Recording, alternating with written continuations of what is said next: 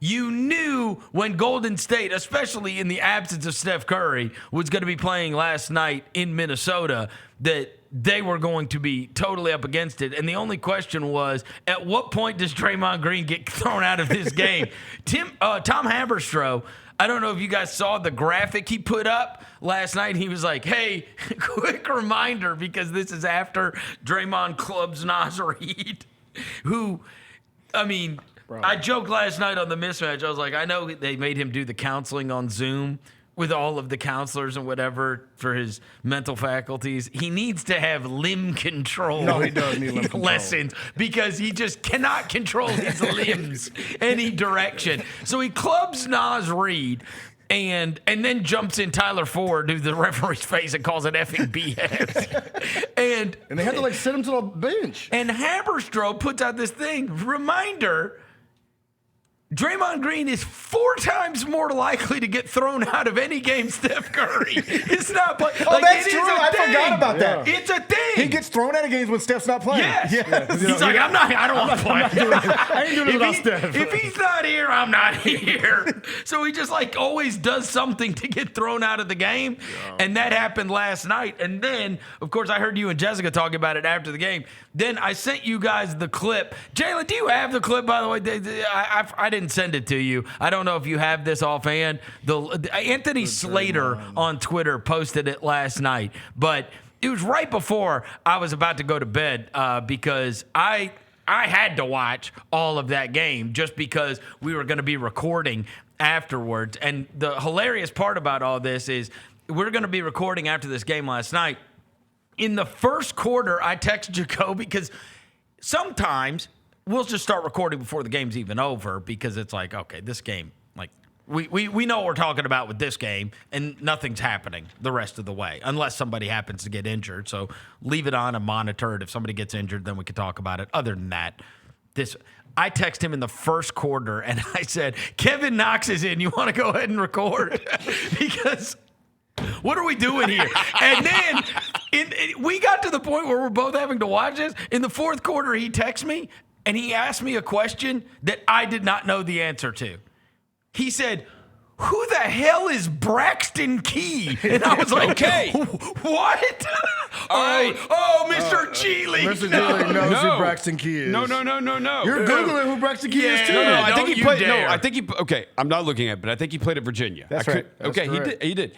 This is how I know Braxton Key, because Braxton Key got into the Warrior series against the Rockets, and it was the game that the Rockets killed them, but that the Warriors came back in. Remember, what was it, Game 5? Oh, yeah. Dude, the Warriors got it to like 12 or so. Bro, Braxton Key missed like 7 layups in that game. And it was like, bro, they might have actually been able to come back if that dude didn't miss layups. So that's how I know Braxton. He's from Nashville, bro. Braxton Key. And then we end up. I love looking at his stats. His regular season stats, he averaged 1 point. Uno. I just think it's funny when it's 1. Not a field goal. I mean, I'd rather average 0. I think it's funny when you average 1. Not what a are the bucket. chances? Not a bucket. 1 point. You average 1 like point. a field goal kicker. Yes. No, not an extra point guy. Extra point. Hey, Dad. Hey, Dad. You played in the NBA, right? Yeah, son. I averaged 1. I averaged 1. 1? Yeah, that's tough. How'd you get 1, Dad? I shot a free throw 1 time. So we're having to watch It actually means you're not even a good free throw shooter. So we have to watch to the end, and then we record the whole episode, and I'm going to bed. I'm like, all right, is there anything I missed? And I see Anthony Slater post this Draymond Green in the locker room thing last night, and I'm like, oh, geez, like I kind of wish I would have seen this before we finished up recording, but it happened in the middle of when we were recording last night, so we didn't get to broach the subject. Do you have it, Jalen? I sent it to him, so if you don't have it, okay, let me see it. This is Draymond in the locker room last night after the game, and it's odd because it's only like a 15-second clip, but Draymond had to say whatever he wanted to say. Look like the angry black man. I'm not an angry black man. I'm a very successful, educated black man with a great family. And I'm great at basketball. I'm great at what I do. The agenda to try to keep making me look like an angry black man is crazy. I'm sick of it. It's ridiculous. Bro, you look like you're As doing you, it right as you now. look like you want to beat the cameraman up in the video, by the way. You're doing it right now. Like just as you like look like you want to beat the cameraman up, you can't. He would be like me coming on the air and being like, I'm tired of everybody saying I'm a goofy white guy. Like, what are you ready to Draymond, you control your narrative. It looks like you're doing an impression of a goofy white guy right now. Yeah. It's like you're trying to be a goofy white guy. Bro, you control. Why is everybody calling me a goofy white guy? You control your narrative, bro. You control your narrative. You control your narrative. I swear, You stop people somebody posted this like on like Complex or one of those like Bleacher Report or whatever, and I swear of course I clicked on the comments. Every comment's like, he knows that we see him, right? Yeah. Like he knows we watch him play basketball. game's on TV. Like, It's like does he not know there are cameras at the game? It's like he got on a roll too. It was like we didn't invent something. Tired of people saying I'm an angry black man. And oh, by the way, I'm good at basketball. You can't keep leaving me open in the corner. We know. Swing. Bro. And you should see me cook eggs in the morning. It I is. could really cook some eggs. It's just like he was just going to tell you everything he's good at. Dude. He walked away like I know. I'm like, yo. He said, and it's ridiculous. Like, Yo, what is happening? Yo, calm down. What bro. happened before this? Huh? What happened before this? Like, what did Anthony Slater just catch him? Oh, no. I think it's because he gets perturbed every time the narrative becomes, hey, you're about to cost your team by. Crashing out. Yes. Like, he's only got 2 texts left. What? Okay. Regardless, let's say there's a miracle and Steph Curry could get back and they could somehow beat the Minnesota Timberwolves, right? Let's just say. Let's opine. So that would be the continuation of this series, which would have to go at least 6 minimum, maybe 7. Okay? So let's say that could happen. And then you would go and you would face the winner of Oklahoma City and Denver. Does anyone in the free world believe that Draymond Green would be able to go through this series No chance. and the following series without getting 2 more technical No, he fouls? can't control Like, his there's legs. no He can't control his chance. legs, bro. And they say, Look at this. bro. They Come on, bro. Draymond. he is so tired of the narrative. You control the narrative, my guy. Oh, that's us, You are the narrative, bro. dude. You are the narrative. The agenda is you. Dude.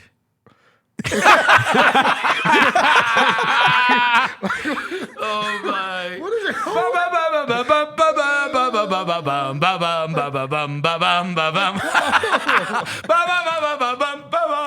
Like, come on, bro. It's unbelievable, dude. Come on, bro. It's unbelievable. Dude, when Stan Van The Gundy. stomping. Dude. His leg just mysteriously flies up. His arms just mysteriously fly into people's head. It's crazy. He's so volatile that it is reasonable for the color analyst in the middle of the game with 8 minutes left in the second quarter to say they should consider sending him to the locker room to calm down. Dude. Who have you heard that ever be said about before? Like when a color commentator thinks it might be appropriate for you to go to the back to, quote, calm down like you're 7, that says everything we all need to know about you. Does anybody else think that there is a fuse that short? Like maybe the last guy you can remember is Artest. Yeah. Like Meta World Peace, there would be these moments where, like, there's the one. You remember when Crazy Eyes, Tyler Hansborough? Yeah. There's that famous video of Tyler Hansborough. And he looks up and he sees it's Artest. And he turns around and he's like ready to, because he would always be, called him Psycho T. Right. And then he turns around and he sees Artest and he's like, Oh, yeah, that's not what I Artest is a. You were talking about Draymond earlier about how if Steph's not playing, he don't want to play. Right. So Eric Musselman coached Ron Artest one time in Golden State. Oh, no. And I'm just picking Muss's brain, like the wildest story and what. So he's like, I was like, so what was it like coaching Ron Artest? He said, swear to God, this is something that would happen. He'd be on the training table, getting worked on, and I'd be like, how you feeling? I feel pretty good, coach. So you going to go tonight? And Ron Artest would then look at whoever the best player on the team was, who was also banged up, whoever that was, and he'd be like, hey, yo, you playing tonight? And the guy was like, no, I'm out. He'd be like, I'm out too, coach. He's like, and it was like, well, we can't win without him. So if we can't win without him, what's the point? I'm out. I'm out too.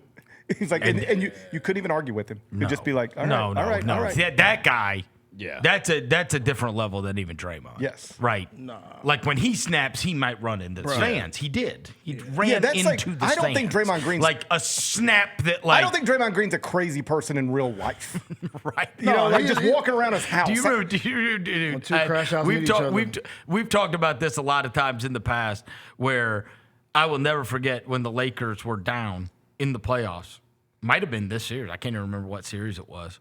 And the reporters are in there and they're asking him about the pressure of the series and winning. And he's like, and I'm paraphrasing, but he's like, so I was playing in this basketball game back home in New York. And he was like, and we was out on the court and we were playing. And this dude, he won the game. And the other dude went up and he took a stake and he shoved it right in his heart. And he died, like right there on the ground, like right in front of me. And he's like, so, like, that's pressure. And all the reporters are like, what the hell? This guy just talking about playing a pickup basketball game and a guy getting stabbed in the heart. Yes. He's like, and he stabbed him right in his heart. Can you imagine if you're like trying to write down your story and like this just got way too deep, way too fast? No, like I think Ron Artest is like a real dude. Like he's got things going on. Where I think Draymond's just a frustrating basketball player. Yeah, he just get a little mad on the court. Yeah. No, he's got a temper. He got a little temper. He has a temper. Look, like you remember, like package and then put the Jordan Poole thing in. You know who he reminds me of? And he's obviously, but Draymond Green's gonna be a Hall of Famer. Yeah, okay, 100%. so it's a different. It's very reminiscent. And Grayson? Yes. Who? Grayson Allen. The nicest dude on When the court. I met Grayson Allen, I've said this 100 times. Me and Roser were in our hotel room, and we booked Grayson Allen at Summer League. We drafted him, and I'm like, dude, what is this going to be like? He came in there. Not only did he come in and do the interview, then he stuck around for like an extra, like just hung out with us in the room. I loved him. That's right. I'm like, how is this the guy? No, and then that night, he tripped Grant Williams or something. He tripped him in a Summer League game. Yeah. So and Dan Dockich is like, going crazy on him. Yeah. And I'm like, what is the deal with this guy? He's just got a temper that he can't control, so competitive-wise. The whole tripping thing started at Duke. Yes. Yeah. And so, like, part of our job, not really, but like, ask questions, figure this out. And so you talk to people at Duke about him. And then I remember talking to like therapists about it.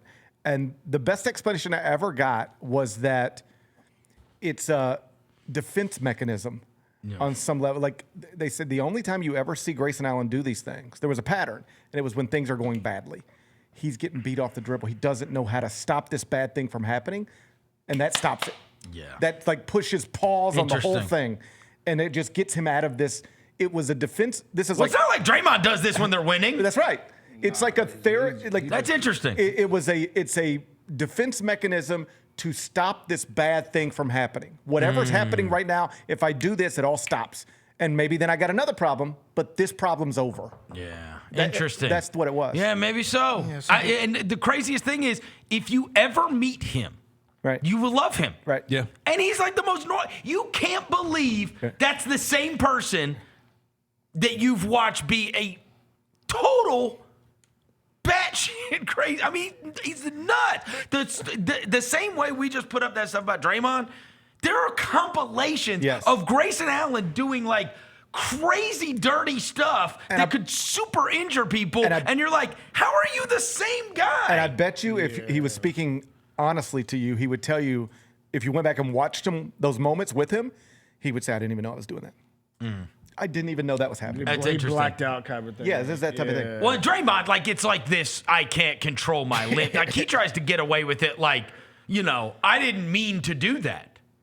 But bro, it's happened like 1,000 times. You for sure mean to do it, and you think that we're, like, you think you can pull one over on us. Either you're intentionally doing it and lying, or you have no control over your limbs. but you're the only one who keeps doing this. Everybody else can. same thing with Grayson Allen. Everybody else can play basketball without tripping. Why Right. can't you? Right. Everybody else can play basketball without doing these things. Why can't you? Yep. Why can't you control your feet? So I think he loses it for a moment, and then it's like, and then he just gets defensive and gets like all weird about. Like he genuinely thinks he's being picked on, whereas the truth is, he probably should have been thrown out of that game last night. It's crazy he says that he has the longest, like probably one of the longest leash in the NBA. Like nobody can MF a referee in their face and get away with it in the NBA. I feel like sometimes they turn away from him to keep him in the game. You know what I'm saying? Absolutely, Like, they there's do. so many times that happens. Like where he's in the ref's face, like They'll keep him in the game. and they're like Draymond. Yes. Like I also think there is a breed of referee that he thinks he can do that to. like bully a little bit. Yeah, I think I think he knows he could scream that in Tyler Ford's face. Yeah. But if he screamed that in Tony Brothers' face, if he screamed that in Scott Foster's face, he probably he just wouldn't. He wouldn't do it. So he understands who he's dealing with as well, right? Yeah. When he's doing some of this stuff. He knows the guys that he can punk out. That's right. Right? He's like, I guarantee you in a moment of honesty, he'd be like, Tyler Ford ain't kicking me out. That's right. Exactly. You know what I mean? I'm gonna push him to his level. Yeah, Tyler Ford ain't good. You ain't gonna do ish. You ain't kicking me out. Yeah, you ain't built right. for it. But at some point- And Scott Foster, he'll kick me out. But But you're not kicking me The thing out. he has to realize is at some point these officials, they will lose track of like, he's got 5, he can only get 2 more, and they'll just like reset to, you pop off, do one thing, boom. Oh Yep. shit, I just got him out of the game. Now That's he's right. done for the next game. He knows who he has to respect, though. Yeah, so He Draymond, does. you're not an angry black man. You just can't control your limbs on a basketball court. You might be a little crazy on a basketball court. So let's stop that narrative, my dog. Well, You control. And obviously throwing the racial element in it. Like what's happened, unfortunately, is he has gotten no support by his African American No, brethren. because Nobody is like, We you watch know what? basketball. We watch you on the court. Everybody, We can see you know what I mean? You can't do the race thing unless you are see going to get you. the support of your own race. And it appears that is not. Because Steph Curry had to watch the walk up to you games. last night on national television. Right. We all watched it. Right. Steph Curry had to walk up to you and say, you got to calm down. Okay? Even Seriously, Steph Curry, bro. He's like storming out. He's like pacing and shit. I'm like, bro, calm Well, down. and here's what I noticed about watching last night's game. Forget the Draymond stuff. Just basketball-wise, no one has ever, I mean, I suppose you could, but I don't think anyone has ever underestimated the value of Steph Curry. But watching them without him in a playoff environment is still startling because it's like, oh my God. Like, who is going to score? If he's not the Jimmy Butler of the Miami Heat 5 years ago, what's happening here? And obviously he is not, right? And he might be playing with one bad ass cheek from what we gather. But here's the big deal. There's still this opportunity for them to win with defense. Their 5 playoff wins that we've talked about ad nauseum, right? When they beat Houston and then won game 1 against Minnesota, they gave up 85, 88, 89, 93, and 106. The total last night was, I think, 117? 117. Okay, 117, right? They have zero chance of winning a game at 117, even when they have Curry. They're not a great offensive team. What they are is a great defensive team.